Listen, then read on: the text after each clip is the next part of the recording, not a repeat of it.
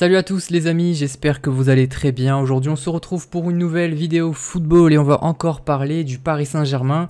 Il semblerait que ce soit le club qui vous intéresse le plus si je regarde le nombre de vues que j'ai fait sur mes vidéos sur le Paris Saint-Germain comparé aux vidéos sur Monaco ou sur l'Olympique de Marseille. Alors vous inquiétez pas, je ne vais pas que parler du Paris Saint-Germain sur la chaîne. Quand il y aura d'autres sujets qui concerneront d'autres clubs, ou des clubs que j'ai même pas évoqués comme l'Olympique Lyonnais par exemple, je le ferai avec plaisir. Finalement tous les clubs de Ligue 1 m'intéressent. C'est vrai que le Paris Saint-Germain peut-être un peu plus que les autres, mais les autres clubs aussi m'intéressent. Je voulais parler du PSG aujourd'hui pour clore le chapitre du penalty gate, du clash entre Neymar et Mbappé.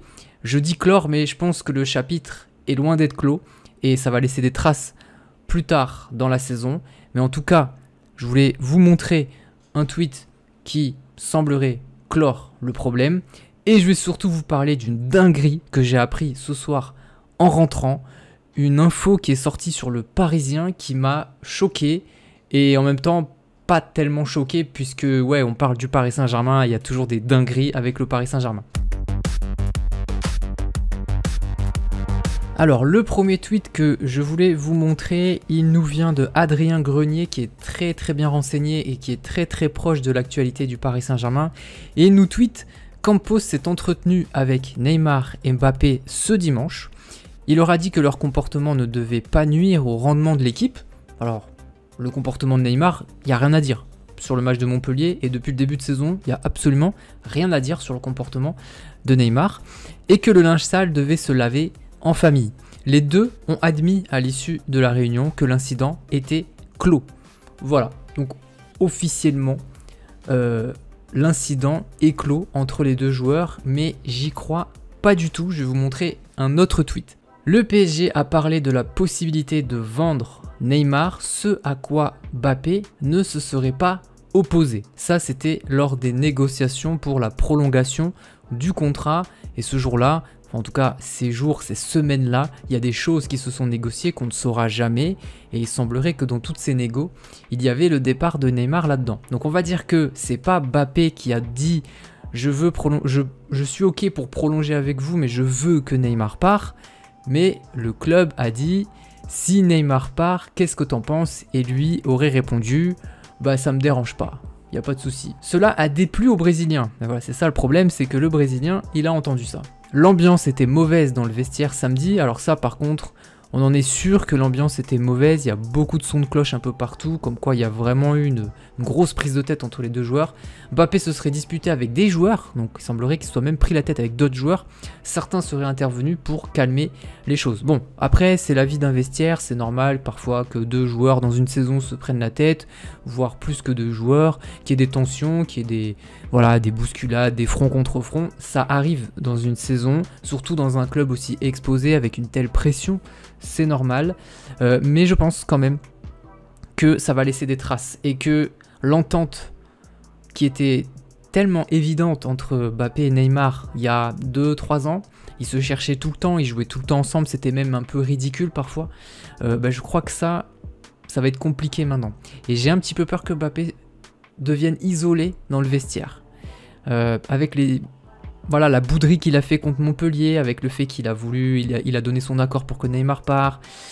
Voilà, son comportement un petit peu d'enfant gâté, j'ai peur que ça plaise pas à des garçons comme Marquinhos qui n'a jamais triché, des garçons comme Ramos qui sont irréprochables au niveau de l'état d'esprit, qui sont des leaders, et bien sûr à des garçons comme Messi et Neymar. Sauf que là, les 4 que j'ai évoqués, c'est les 4 meilleurs joueurs de l'équipe finalement, hors Mbappé.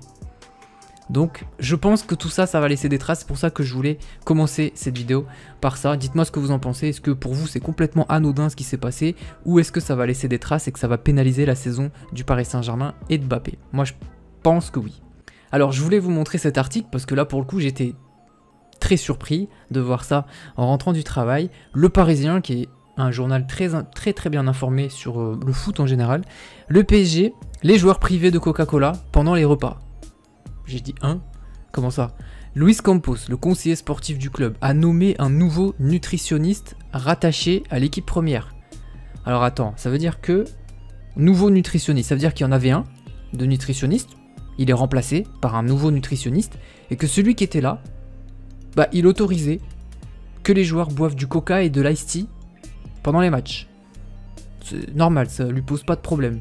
Neymar, il peut boire du coca là? Oui, oui, pas de souci. D'accord, ok. Donc le nouveau nutritionniste va arriver au club et le coca et l'ice tea sera interdit. Ces premiers pas ne sont pas passés inaperçus au camp des loges. Alors il n'y a pas que ça. L'équipe première ne disposait pas de nutritionniste à temps plein. Donc en fait il y en avait un, mais il était à temps partiel. Ça me bute ça. Un grand club. Un grand club. En fait c'en est pas vraiment un grand club. C'est un club. Mais un grand club. Un club qui veut gagner la Ligue des Champions, qui veut être un très grand club comme le Bayern, comme le Real, n'a pas de nutritionniste à temps plein. Déjà c'est pas normal. Et le nutritionniste à temps partiel qui est là autorise le coca et l'ice tea. Ok, le club en avait un certes, mais il s'occupait de toutes les sections, des partenaires de Marquinhos comme des jeunes. Ah ouais, donc en fait il était en temps partiel mais il s'occupait de toutes les équipes en plus. En faisant jouer son réseau, le dirigeant portugais a recruté un spécialiste de la nutrition de nationalité espagnole. Bon après si c'est juste pour dire pas d'ice tea, pas de coca, je pense qu'ils auraient pu me recruter aussi.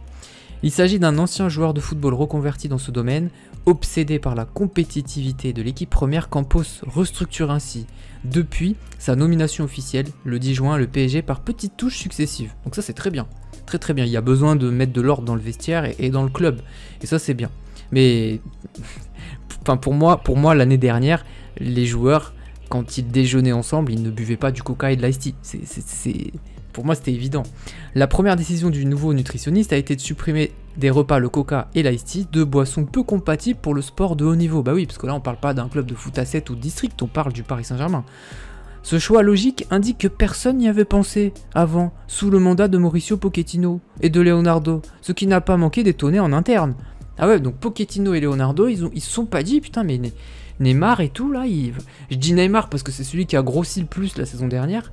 Ils boivent du coca et de l'ice tea là, ils se sont enfilé une bouteille d'ice tea là, c'est normal ou pas? C'est un sportif de haut niveau, ouais, ça va, ça passe, c'est du sucre, c'est bien, ça donne de l'énergie. Ouais, sauf que un verre de coca c'est 24 carrés de sucre blanc. Je suis pas sûr que ce soit très bon pour la santé. L'explication est pourtant évidente. Depuis 22 ans, Coca-Cola est partenaire officiel du PSG et le contrat a été renouvelé l'an dernier jusqu'en 2024. Alors, ok, Coca est partenaire du PSG, très bien. Mais en fait, partenaire du PSG, ça veut dire vendre des coca aux supporters et aux joueurs qui ne sont... Et pas aux joueurs, justement. Aux supporters, aux fans qui ne sont pas des athlètes de haut niveau. Voilà, chacun fait ce qu'il veut. Mais ça veut pas dire, si tu es partenaire avec Coca-Cola, ça veut dire que du coup, à chaque repas, chaque joueur, chaque athlète de haut niveau de ton club a un verre de coca qui doit siffler. N'importe quoi. Tu peux être partenaire avec Coca et les joueurs, ils sont pas obligés de boire du coca. Donc ça, tu peux... Enfin, c'est n'importe quoi, ça. Cette explication, elle est bancale. Les boissons sucrées ont donc été bannies des repas que le groupe professionnel se doit de prendre en commun. Comme révélé par le Parisien le 19 juillet, l'effectif a 2 rendez-vous obligatoires de vie commune chaque jour au centre d'entraînement. Le petit déjeuner et le déjeuner. Une pratique en vigueur dans de nombreux autres clubs, mais qui avait échappé au PSG. Donc en fait, au PSG, l'année dernière, ils étaient même pas obligés de prendre le petit-déj. Bon, ça, le petit-déj... Ok, tu peux le prendre à la maison, mais après, tu sais pas ce que les joueurs mangent, en fait, au petit-déj. Tu sais même pas s'ils mangent, d'ailleurs. Et qu'est-ce qu'ils mangent et puis même pour la vie de groupe, moi, je trouve ça très bien d'imposer le petit-déjeuner et le déjeuner. Et c'était pas le cas. Donc, les joueurs, je sais pas s'il y avait au moins le déjeuner de prévu, ça, je sais pas. Mais il y avait pas ces 2 rendez-vous-là, donc les mecs, ils mangeaient du choc à pic le matin au petit-déjeuner. Ils s'entraînaient, puis après le déjeuner, ils partaient, et puis ils allaient au Burger King, tu vois, je sais pas. Et puis pendant les repas du club, par contre, ils buvaient du coca, enfin bref. C'est n'importe quoi, et je pense que là, on a l'explication pourquoi Neymar, il a pris des joues l'année dernière, et peut-être aussi pourquoi il est plus fit cette année, je sais pas. Mais en tout cas, c'est très bien ce que fait Campos, c'est par ces petites choses qu'on va faire que le PSG va devenir un grand club. C'est pas en enlevant le coca que ça y est, le PSG va gagner la Ligue des Champions, mais... Voilà, ce genre de choses, il faut absolument les éradiquer du club pour que le club grandisse et finisse par atteindre son objectif final de gagner la Ligue des Champions. Donc voilà, moi c'est une news qui m'a vraiment choqué, je me suis dit mais c'est vraiment un club d'amateurs et le Paris Saint-Germain n'est pas un grand club. Je sais que c'est que du coca, mais c'est ça, là on sait ça, on a cette info pour le coca, mais en fait je pense qu'il y a plein de petits trucs dans le club qui se passent que le grand public ne sait pas et que si on est au courant on serait choqué.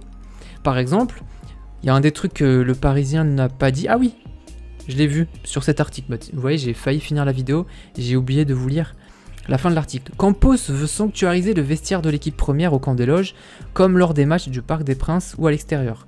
Trop de salariés du club, pas toujours issus des secteurs rattachés sportifs, avaient pris l'habitude d'aller et venir dans cette salle réservée aux acteurs du jeu et aux différents staffs. Campos a été recruté entre autres pour remettre de l'ordre. Ouais, ça c'est problématique, parce qu'en fait dans le vestiaire du club, tu retrouves des agents, des chauffeurs, des gens de la famille des joueurs, des cousins, il y a de tout dans le vestiaire du PSG. Et ça c'est fini, et ça c'est très très bien qu'ils arrêtent de laisser rentrer absolument tout le monde. Il y a des people, des chanteurs, je pense qu'il y a vraiment, c'est la fête, c'est un moulin. Je pense que même nous on veut y aller, on peut rentrer sans problème. Bah là non, là c'est fini. Et voilà, je trouve ça très bien que Campos resserre la vis sur le club. Ça va faire du bien à tout le monde. Peut-être que les joueurs vont râler un petit peu sur le moment, mais quand ils vont voir que les performances vont être meilleures, si c'est vraiment des compétiteurs, chose que je ne doute pas au final, ils seront satisfaits. Ils perferont sur le terrain et au final tout le monde sera gagnant.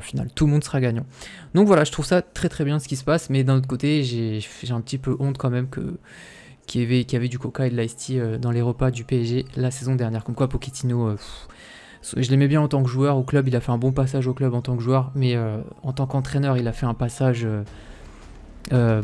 anecdotique, tu vois, anecdotique. Voilà les amis, j'espère que cette petite vidéo vous a plu. Vous voyez, je suis très bavard des fois d'un sujet qui n'est pas forcément très important. J'arrive à parler comme ça pendant 10-12 minutes. J'espère que ce nouveau format vous plaît, où je vais rebondir sur des actualités qui m'amusent ou qui sont importantes ou qui me révoltent.